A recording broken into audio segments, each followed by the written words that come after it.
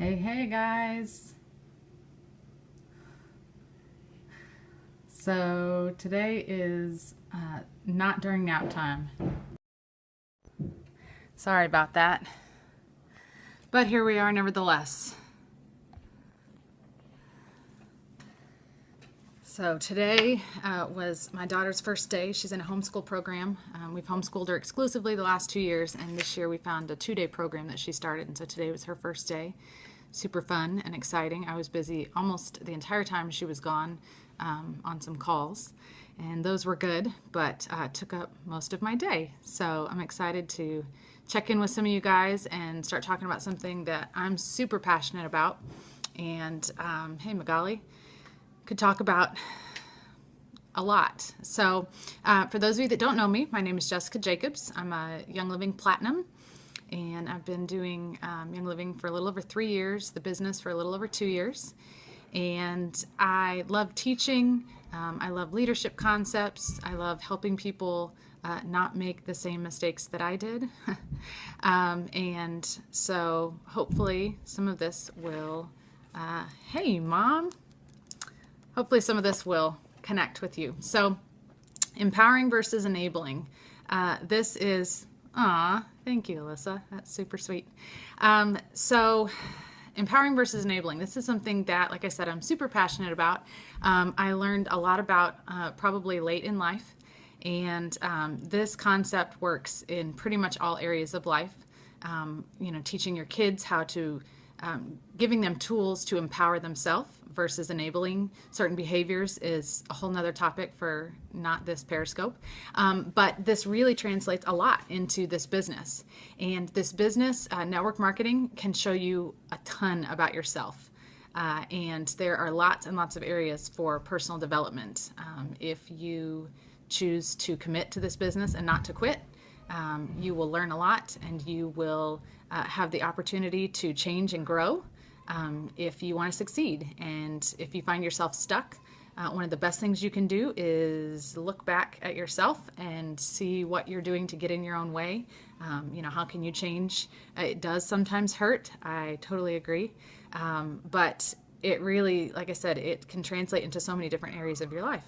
So one of the things that a couple months ago we were faced with, all of a sudden, we were not able to do anything like we had done before. With changes in governmental agencies, they're not changes there. They just kind of came down on the company. And so we had to change the way we were doing things. Well, all of a sudden, a lot of the things that we had been doing and the things that we'd been saying, we weren't supposed to say anymore. Well, I saw that as, instead of enabling people, we need to teach how to empower them, how to empower themselves.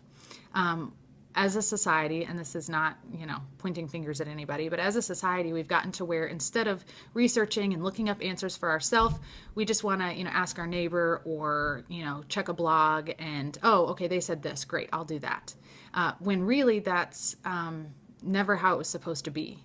And so I think by teaching our groups, our downlines, all of those how to research for themselves, I think that not only are you going to have a group of more qualified leaders and product users, but it's way easier to stay above the wellness line, if you will, stay compliant in the way that you're talking to someone if they know how to do their own research. And it's not their fault that they don't know how. Like I said, as a society, we're used to, hey, I have this problem. Somebody says, oh, here's your solution.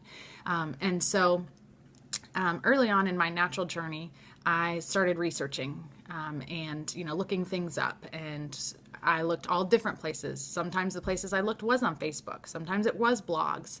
But that wasn't exclusively where I looked. I didn't poll my friends and then, take what they said as the Bible.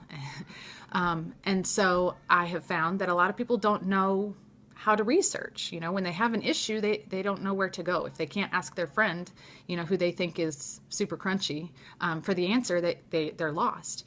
So today I just want to give you guys a couple tips. If you are not training and teaching your downline how to research for themselves, you should, because it's really It's empowering, not only for them, but also for you, because then you don't have to be the expert. You don't have to be, the be all end all. Then if the answer you give isn't the right one, it doesn't work for them, then they're not blaming you. They're taking responsibility for their own answers. And that's one of the really great things about this. So, as a friend of mine likes to say, when you know better, you do better. So, this is something that we've moved away from giving all of the answers to our team and trying to empower them to go find their own answers. And so first thing is, when you start to research issues that you have that, maybe below the wellness line that you're not allowed to ask someone about, when you start to research, if you ever get super fearful in what you're reading, or, you start to panic, walk away. Stop. That is, research and gaining knowledge should never come from a place of fear. So if a blog you're reading is, sending you into a panic attack, walk away. Sometimes that's a really good sign that that information might not be what you need, or it might not be trustworthy. Believe it or not, this might come as a shock to you, but there might be things out there on the internet that are biased, that have an ulterior motive, that don't have your best interest at heart. And so to be able to weed through those things and find truth, and find the truth that resonates with you, is really important. So I know, shocker, right? And there are certain seasons where, some things just pop up all over the place, and it's like you can't find truth to save your life. So I believe, hey, Myra, hi. I know, hard to believe, right? Okay, say hi. Hi. Okay, goodbye. Do you need something? I pretended to speak to it. Okay, please don't do that. Goodbye. So, yeah, if it's confusing, if it's fearful, based in fear, it's pretty easy to pick up on that a lot of times. For example, if you do this, you're going to send your child into seizures. Okay, probably not something you need to spend your time reading. So that's kind of my barometer. If I start to read something and start to question everything I've done for the last 3 years, that's when I walk away and I say, you know what? I need to pray about this. I don't have peace about this. And so I follow peace a lot of times in my research. So remember that when you're looking things up. If it's challenging your thinking, or telling you that you will die tomorrow if you don't change, you might need to walk away. Okay. Again, challenging your thinking in a bad way, meaning all the previous research or all the things that you know to be true, your personal experiences. I've had personal experiences with oils that if I read somebody's blog and they tell me that all those things are impossible, well, I know they're not. I had, an experience that happened to me or happened to one of my family members that I saw. So just because, you have an opinion about something isn't going to change my personal experience. So that might not be where you want to get your answers from. If it challenges what you have personally experienced, don't be quick to adopt it. Personal experience is one of the best lessons, and no one can tell you that you're wrong. Whether it be with oils or with God. I know that's something, having a personal experience with those things, nobody's going to change your mind about that. They're not going to tell you that that didn't happen. They're not going to tell you that oils can't do that, or that, that God can't do that. So those are things that, again, you've got to trust, your insides, what you have experienced, what you know to be true. So those are just kind of the overarching themes when you're doing research on things. So the internet is full of opinions, all different sides of every story. Okay. You can look up the exact same thing and find two diametrically opposed sides of, pretty much anything you look up on the internet. So you are going to want to find the places that you trust. Again, and we'll talk a little bit about some things that you can look at to make sure that they're trustworthy. And I did not go to school to research. I taught school, but I taught math. So I am not, claiming to be any great scientist or researcher or anything like that. But in my journey, I've heard some really good things, come across some really good things, done a little bit of research, for my family. And so these are things that I know to be true. And so hopefully there'll be a couple nuggets that you can take away from this. The key is to find info from places you trust, and a variety of info. I never recommend reading one blog or one, scientific study and saying, all right, this is it. This is I did my research. Getting something from one place I wouldn't call that research. So also taking into consideration the risk of things. If there's a very low risk involved with trying something new, seeing how it works for you, if it's on you versus your kids, those kinds of things, I'm much more likely to try it on myself first and to see what kind of an experience I have with it, and then I might try it on my kids. So, you can talk to other people about some of their experiences and, hey, have you ever tried this or have you tried that? What did you have a good experience with it? So one of the things that I also learned from a really good friend talking about, especially in blogs, because sometimes blogs like to twist the truth a little bit. And there were a whole series of blogs that came out earlier this year. Well, not a series, but a couple of them that popped up. And they would quote scientific studies or, different, they would link to things. Well, for some reason, when you read a blog and you see a link to something, oh, well, then it must be true. They have information to back it up. But what actually happened is when you started to click on those links and go to those scientific studies, the studies didn't back up the point that the blogger was trying to make at all. And I'm not trying to diss bloggers. This was just a big issue that came up with essential oils recently. So whatever it is that you're researching, whether it's raw milk, whether it's vaccines, whatever, make sure that when they send you a link, that tries to back up their proof that, essential oils cause seizures, click on those links and see what they actually say. Oh, this was a scientific study from a 60-year-old man. That's not a child. Okay, this study does not back up what this person just said. Absolutely. Yep. I'll post the link to this because you can rewatch this on catch.me. So I'll post that. So make sure that you follow those links. See what they're actually trying to say. So here's kind of some suggestions on places to start your research. The first place that I tell people is their reference materials. So this is specifically for essential oils. Check your reference books. That's what they're for. I can't say a lot of things that other third-party materials can say. So make sure you have yourself well stocked with some really good reference materials. Okay? That's the first place that I always go to. The second place, Google. Is your Google broken? Or let me Google that for you, right? That's another place you can go. Again, you gotta be careful. You can't believe everything that you find on Google. But man, you can find so many things on Google. So a lot of times I will Google essential oils and fill in the blank with my issue, or Young Living essential oils and fill in the blank.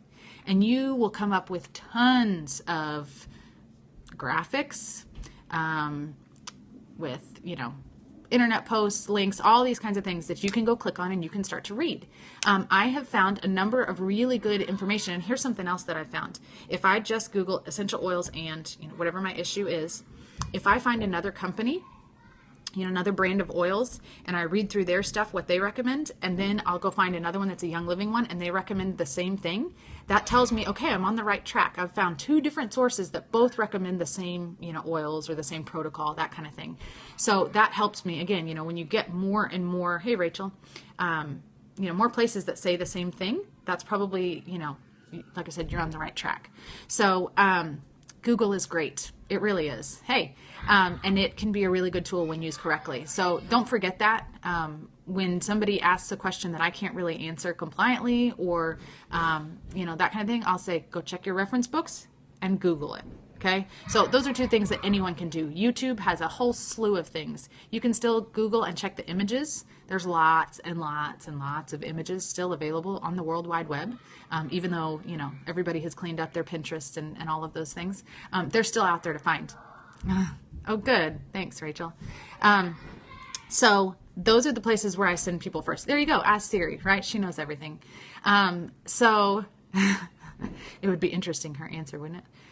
So don't forget those things. PubMed.org, that's another really good place. There are lots of scientific articles out there about essential oils. Once you get on PubMed, you can, if there are certain oils that help with the things that you're trying to address, the issues you're trying to address, you can put those in the search bar. So frankincense and whatever, or lavender and the words I'm not allowed to say. you can put those things in the search bar on PubMed, and you can find scientific studies that, back those kinds of things up. So there's a ton of reference books and different kinds of books out there. Go to the websites that carry those, Abundant Health for You and Life Science Publishing. Check those out. They have tons. Amazon is amazing. Make sure, though, if you're buying books, that they are a reputable author. There are some out there that don't have the same views that we do, and so you want to make sure that you trust the person doing it. So both of those places, Life Science Publishing and Abundant Health, both have any of those books I would highly recommend. So that is about all I have for that specific topic today. Anybody have any questions? So while I'm waiting for questions, if you want to watch the replay, obviously it's available for 24 hours, but I do have a Catch account. So it's Catch, K-A, here. I'm going to get real high tech here and write it on a piece of paper, then I'm not having to spell it all out. So this is a website that records all of the scopes, and they're available forever. So you have more than 24 hours now to watch this. So here's my Catch account, catch.me/ my handle, JessJacobs117. So all of my scopes are here. And my husband's scopes, if you want to follow him, he's at JJacobs117. He scopes about working out and supplements and oils for guys and all that kind of thing. And yeah, I think that's about it. So we're going to continue the enabling versus empowering series, or empowering versus enabling series, probably for the rest of the week. And if you've got scope ideas or questions, feel free to shoot those at me. And yeah, I'm going to let you guys get back to your dinner prep or whatever it is that you're prepping for right now, whether it's kids doing homework or, whatever. But thank you guys for watching, and feel free to share this. No. You're welcome, Rachel. Glad you could tune in. Allison says hi to everyone. Bye. Oh, bye to everyone. All right, y'all. You have an awesome evening. Don't forget, the only way to fail at this business is to quit. So don't be a quitter. Thanks, Jordan Alyssa. said bye too. Oh, Jordan says bye. Bye, guys.